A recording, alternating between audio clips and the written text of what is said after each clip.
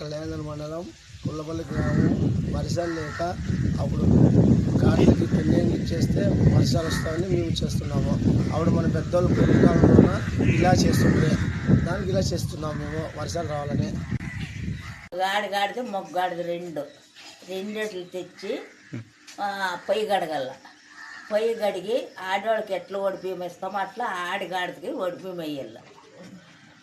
ఒడిబియ్యం గొంతుకి కట్టాల రేక్కణంలో, కొత్త రేక్కణంలో. అది కట్టినాక వాటికి పూలారం వేసి మెరూన్ చేయాల. మెరూన్ చేసిన తర్వాత అది నేను ఆడిడాల.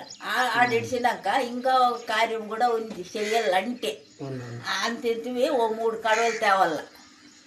3 కడవలు తెచ్చి అట్లా కట్టినట్లు కట్టి అట్లా గూడు ఇడిచినట్లు గూడు ఇడిచినట్లు ఇడిచి ఆ కడవలు కంట మీదకి సోటు నీళ్ళని అద్ది బట్టలు అట్లా కట్టాల. వాటికి చుట్టాల ఉబ్బు చుట్టాల. ఉబ్బు దేవరు అని ఇప్పుడు సంక్రాంతి వస్తే గింజలకి ఏంటికి వస్తాము రైతులకి. ఆ ఉబ్బు దేవరు కాసు చేసాక మాత్రమే.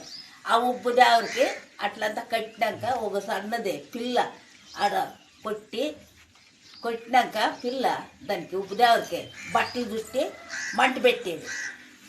మంట పెట్టినాక అవి బాగా కాగింటే బట్టలు కాటన్ బట్టలు కావాల, పాలిస్టర్ బట్టలు కాదు కాటన్ బట్టలు.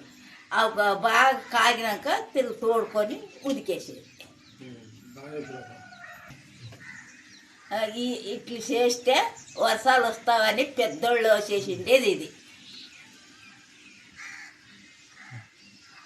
మా ఊర్లోనా కానీ ఇట్లా చేసినాము.